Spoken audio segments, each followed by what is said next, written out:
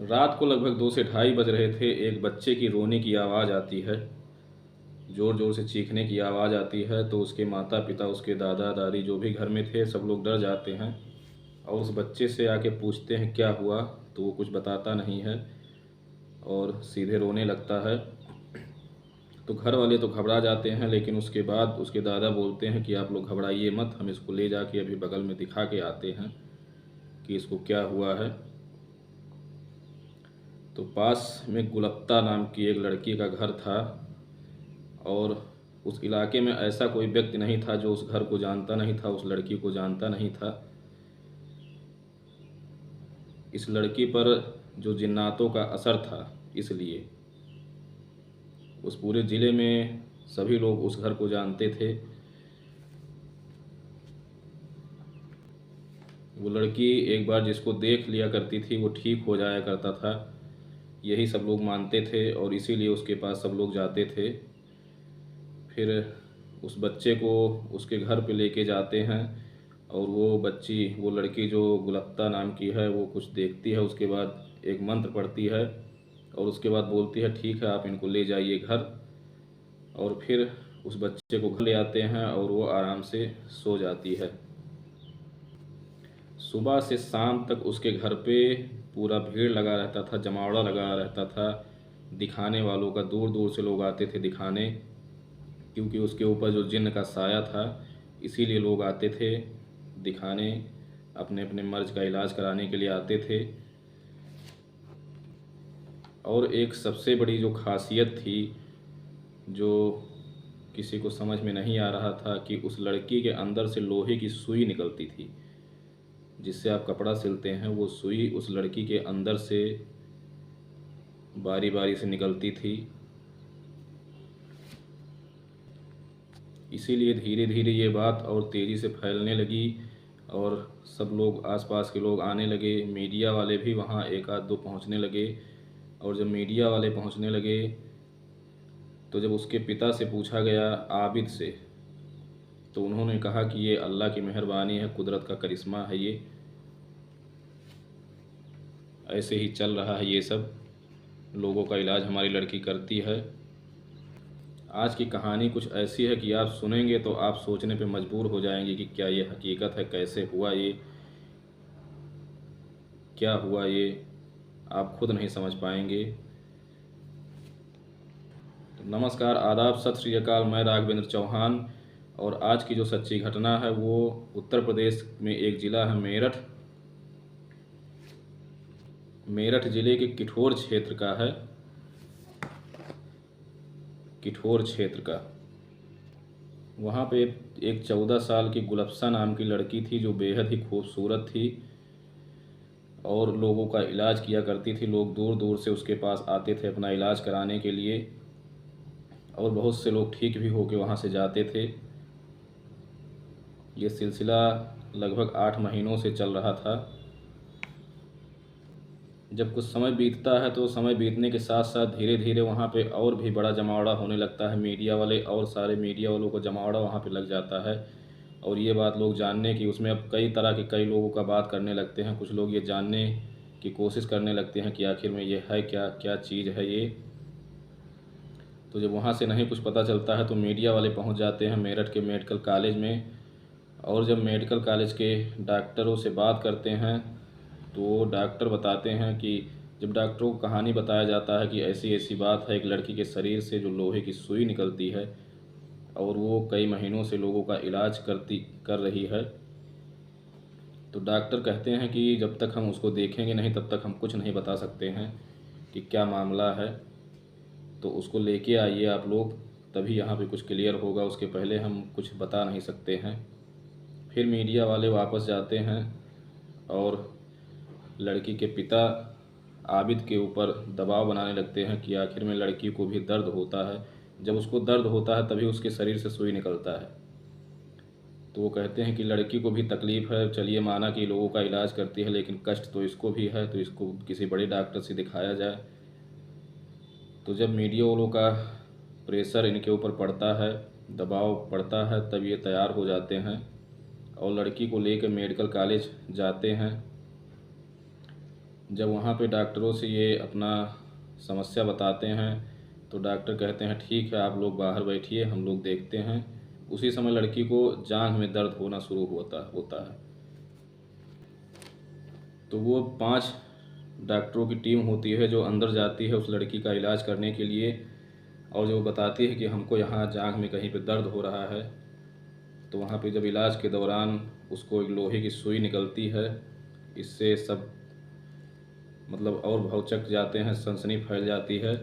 उसके बाद से ये खबर पेपरों में और इलेक्ट्रिक मीडिया के माध्यम से पूरे प्रदेश में आग की तरह फैल जाती है कि अभी तक तो छोटे डॉक्टर इसका इलाज कर रहे थे, लेकिन अब तो मेडिकल कॉलेज के डॉक्टर के सामने भी सुई निकली है।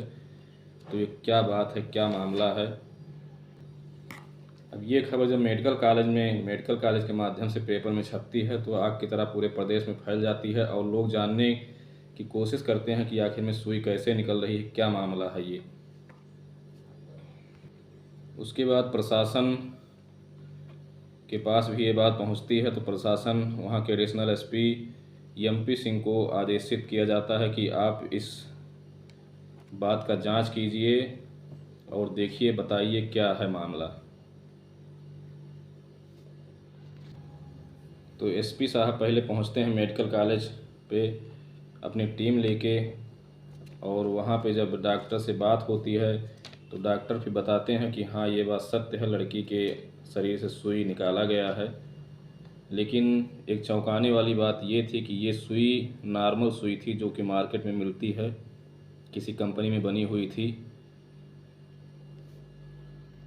तो जब इतना बात डॉक्टर से एसपी साहब को पता चलता है, उसके बाद एसपी साहब महिला कांस्टेबल के साथ लड़की के घर पे पहुंच जाते हैं, गांव पे पहुंच जाते हैं और गांव वालों से पता करते हैं कि आखिर मामला क्या है।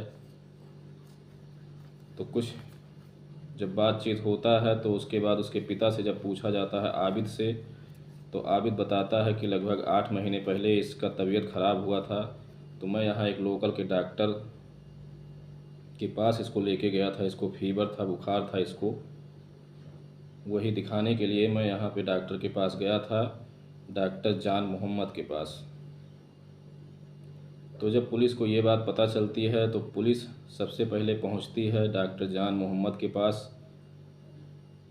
और जब डॉक्टर जान मोहम्मद से सख्ती से ये बात पूछा जाता है तब वो बताते हैं कि हाँ साहब, ये लड़की इसके पिताजी लेके आए थे इसको हमारे पास 8 महीने पहले, और जब उसके पिताजी लेके आते हैं उस लड़की को दिखाने के लिए तो डॉक्टर उसके पिता को बाहर बैठा देते हैं। वो बेहद ही खूबसूरत लड़की थी, और डॉक्टर साहब उसको अंदर एक छोटा सा दुकान था, उसमें पीछे पर्दा लगा हुआ था, उस पर्दे के पीछे एक बेंच था, उस पे लेके जाते हैं और लड़की को लिटा देते हैं। लगभग 5 से 6 मिनट तक उस लड़की को यहाँ वहाँ टच करके देखते हैं, और लेकिन लड़की भी कोई आपत्ति नहीं करती है, और वो इधर उधर टच करके उसको चेक करते हैं, क्योंकि उस डॉक्टर का नीयत जो है वो ख़राब हो चुका था, वो उसके साथ कुछ गलत काम करना चाहता था इसलिए। और उसके बाद चेक करने के बाद जैसे ही वो बाहर आता है उसी समय एक तांत्रिक की वहाँ पे एंट्री होती है।